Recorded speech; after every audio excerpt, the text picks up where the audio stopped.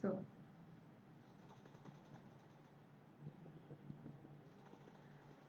good evening. Good evening. I'm Dr. Niranjana Bharati. I'm a consultant ENT surgeon at Apollo Clinic, Velachery. So today I'm here to discuss with you the most commonly seen problem in people, that is the deviated nasal septum and sinusitis. You see, most of our patients they come into our OP with complaints of sinusitis. So I just wanted to discuss with you on when you have to come to a doctor, when you have to get it treated, when it can be treated medically, or when it can be posted for a surgery, and what surgical care that you can uh, get, and what is the post-operative care that you have to take care about it. So deviated nasal septum, as you see the nose, it is divided into two cavities by a center bone and a cartilage, which is known as the nasal septum. For more than 90-95% of the people, the septum is never in the midline. It is always deviated either to the right or to the left. Somehow it is deviated. But so many people they don't have symptoms at all. So there are a few people who have symptoms of nasal block or a headache and things like that. So we have to see when we have to get corrected. Whether nasal septal deviations, it is usually not treated medically. It can only be done surgically. So deviated nasal septum. Most commonly it is either C-shaped, S-shaped, or it comes with a spur. So one cavity is blocked and the other cavity is more roomy compared to the blocked cavity. Okay. And the most common complication of a deviated nasal septum is sinusitis.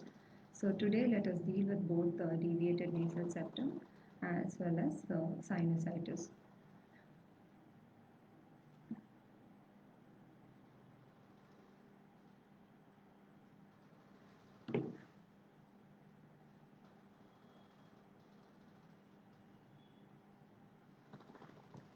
Okay. So, what complaints do the patient come to us with in case of a deviated nasal septum?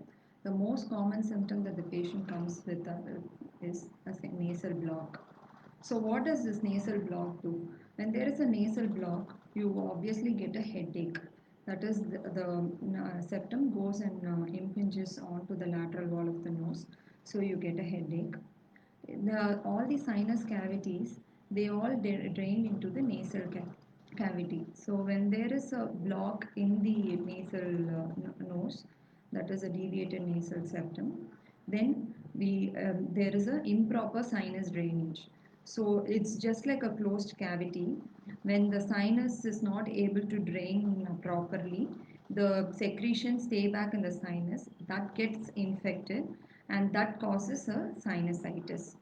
So, what are the things, complications, that symptoms that a patient can have with a deviated nasal septum is when the septum is deviated to one side, the other side becomes more roomy. That is, there is more air can flow through the other side of the cavity. So when there is more air flow to one side and when there is a lesser air flow to the next side, there is an imbalance which causes dryness of the nasal cavity, which leads to crusting. So when these crusts get dislodged, you can get into bleeding. So when it is when one side it is deviated, you can get a facial pain, and when the sinuses are all blocked, you get a headache, heaviness of the head, and all. So, what are the main thing that we recognize when there is a nasal septal deviation? That is when the septum is blocked or the nose is blocked. Only thing we can do is we can breathe through our mouth. So, mouth breathing is the main symptom that a patient has. And when there is a nose block, the other thing is we will not be able to differentiate the smells properly. Also, just like a normal common cold, when the nose is blocked, we wouldn't be able to taste properly. So, we will have an unpleasant taste and things like that. So, though more than 90% of our population have a deviated nasal septum, not everybody is symptomatic. So, only people who are having symptoms need to visit a doctor and get it corrected. So, what are the complications? Okay, I have a question.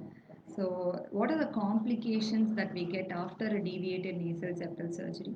There are absolutely no complications when the surgery is done properly. You will only have a lot of benefits from a septal surgery done. The septum, which is being deviated to one side, it will be put into the midline.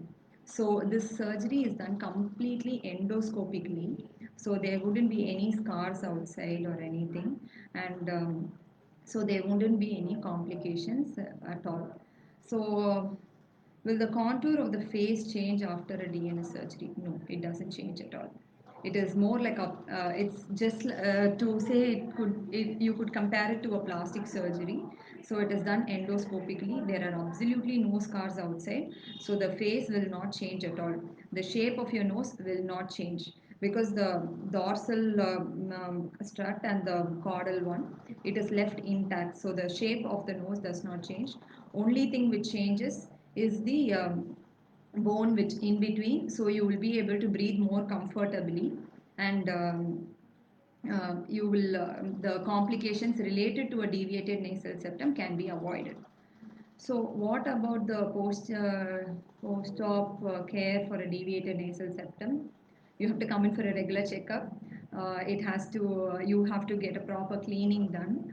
That is, you shouldn't allow like the doctors will teach you how the nose has to be cleaned. So it has to be done properly so that you do not have any crusting. Crusting causes bleeding again, so that can be avoided. Otherwise, there is absolutely no much thing. So, is it a permanent disease? Is DNS a permanent disease? Yes. The only mode of treatment for DNS is a surgery. You cannot treat it medically because it is a bone which is deviated, so it cannot be done medically. It is only a surgical treatment which can be done. So how will we manage it? A person comes with a lot of symptoms, and how will we manage? First thing we have to do is we have to do a CT scan, which will show you how bad the deviated nasal septum is. Also, it will show you whether the sinuses are affected or not. Also, we can do something known as a diagnostic nasal endoscopy, which is an outpatient procedure.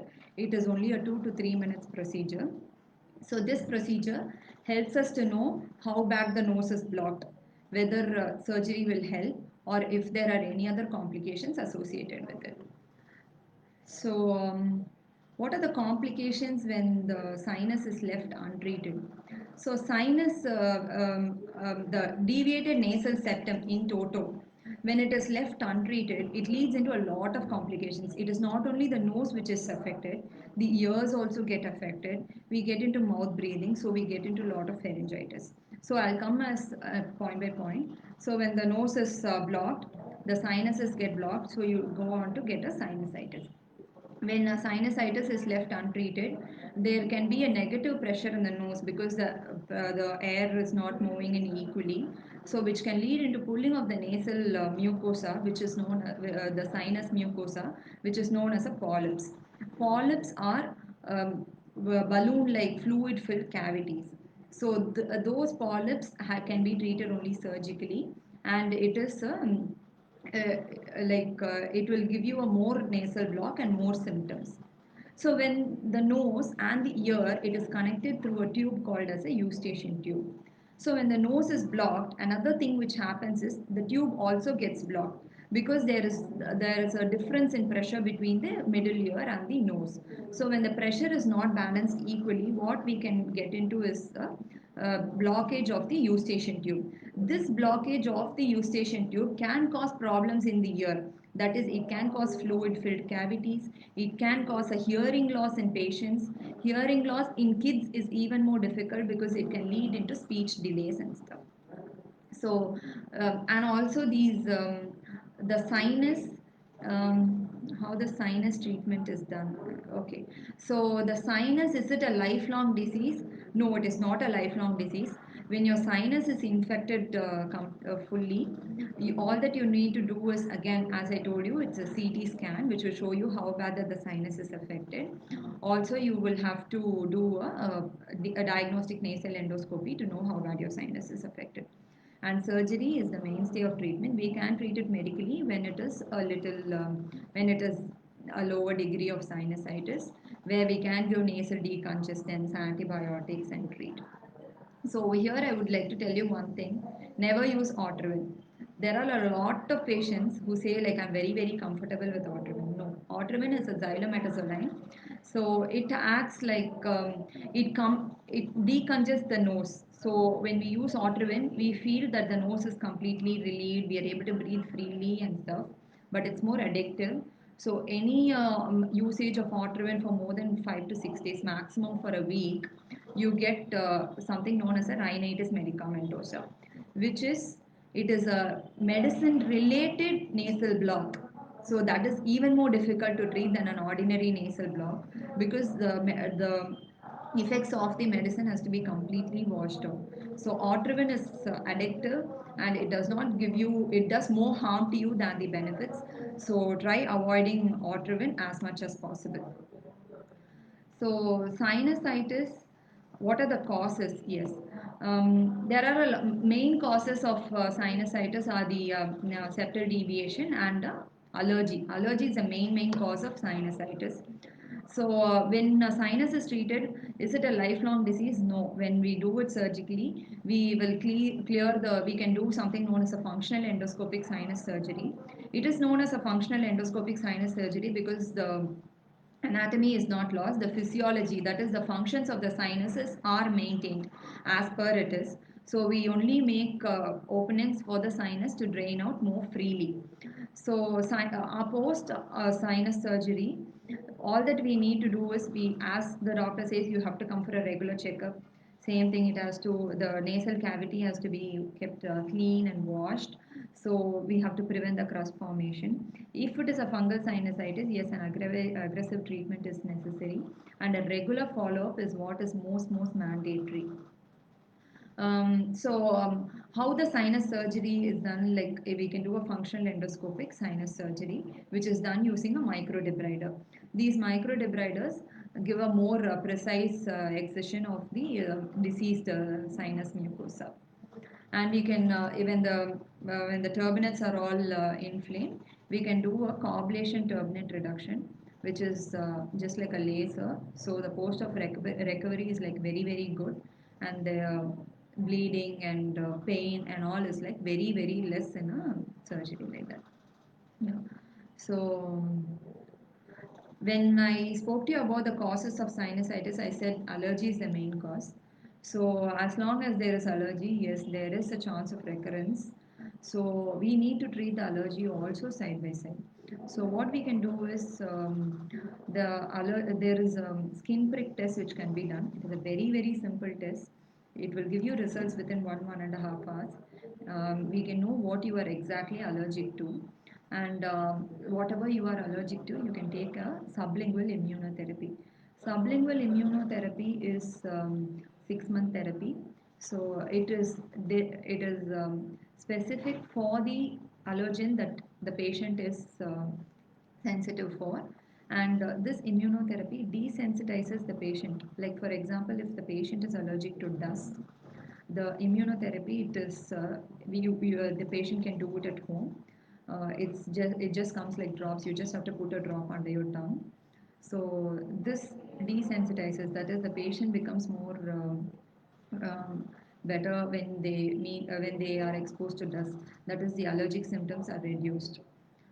So, sinusitis, yes, the symptoms for a sinusitis are, you get a headache, nasal block, and same thing, you can get a ear pain when the sinuses are very bad, and when it is blocked, you can get a ear pain, bleeding at times. The main symptoms of a sinusitis are headache and heaviness of the head. You feel that there's something heavy on your neck. The head feels very heavy. So that is the main symptom of sinusitis. How effective are nasal drops? Yes, as I told you, nasal drops are good, but not on a long-term basis. We can use something known as a azilastine or a fluticasone nasal spray, which will give you more benefits than a nasal drop. Lot of people use Otrivin. Otrivin is actually not good. You can only use it like temporarily, like for a very couple of days or something. Not more than 5 to 6 days of use of Otrivin is recommended. So Okay, I've been dealing with allergy issues since I was a 5-year-old. Try many medical treatments. Can you suggest what remedy should I take? Yes, as I told you, for an allergy issue, what we can do is we have to first do a basic blood test to know how much your allergy level in the body is, and then we can do a skin prick test. Skin prick tests are very easy to do, and you get the results very quickly. You will know the specific allergens that you are allergic for. It is done for a varied allergens, that is for dust, wheat, food particles, lot of inhalants and stuff. So you can know like which allergen that you are particularly sensitive to, and we can desensitize you to that particular allergen. And you can do a sublingual immunotherapy. Sublingual immunotherapy, as I already mentioned, it's a 6-month therapy. So post a 6-month therapy, a lot of patients they feel better. They are at least like 90-95% better. So there are also booster doses which can be given if it is required for the patient.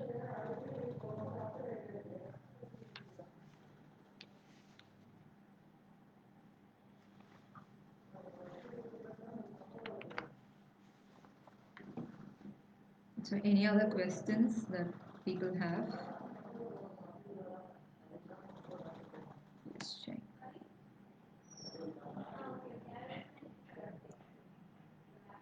There's a question there. Is there any irritation after the sinus treatment? No, there is no irritation after the sinus treatment. The complications that can be caused if a sinus is left untreated, yes, the sinus is in the face. It is directed to through a lot of important structures. So the first thing, you can get a very severe nasal block, nasal discharge, and a bleed at times. And you can get a ear infection because of the sinus. The eustachian tube gets blocked. The infection passes on to the ear. You can get a hearing loss. You can get a hole or a perforation in the tympanic membrane. So all that can happen. The sinus fluid, mostly it is allergy is the cause. So as the sinus gets the fluid, just the same way that you get a nasal discharge through the front of your nose, there can also be a nasal discharge through the back of your nose, which is known as a postnasal drip. This postnasal drip, you can feel that there are hawking sensations. That is, you have a feeling of frequent clearing of the throat. So when there is a continuous irritation in your throat, you can get a tonsillitis, pharyngitis, that is any throat infection you can get. The same fluid, when it goes down, when your lungs get affected, you can get something known as an allergic asthma. So these are the complications that you can through a sinusitis. What are the questions? Okay. Cetirizine was suggested for sinus, but it causes irritation and itchiness to the eyes all the time. Should I avoid it? Any medication for a long time, yes, it has to be avoided. You can take something known as decongestant, that is fexofenadine is the drug of choice at present.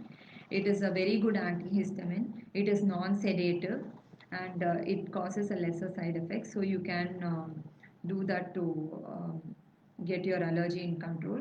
But the main thing will be going in for a skin prick test and an immunotherapy. Please suggest any natural remedies to cure sinus. No, I'm not a naturalist. I don't know about any natural remedies. All that I can say is you can keep your nasal cavity clear. So there's something known as Jalniti. You can do that. You can see videos of nasal douching. You can do that. You can keep your. So if a person is very allergic, and if you have no choice but to work in an allergic environment, that is a dust-filled, polluted environment, one thing you do is you can come back home and you can use a saline nasal spray. Saline nasal sprays do not give you any side effects, so you can use the saline nasal spray and blow out your nose so that the dust particles and everything gets washed out from your nose. You can do that. The main reason for allergy is the main thing for sinusitis. The main thing for sinusitis is again allergy, so you can keep your allergy into control. So whatever that you are allergic to, you can avoid that. Also, uh, whatever you are allergic to, you can avoid that and keep your nasal cavity clear. Meet a doctor. Do not take any over-the-counter drugs. That is the main thing for to clear sinus.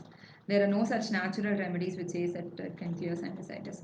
If you have a block, then you can temporarily do a steam inhalation. You can use Carol plus Vicks, something like that, and you can do a steam inhalation to keep your nasal block.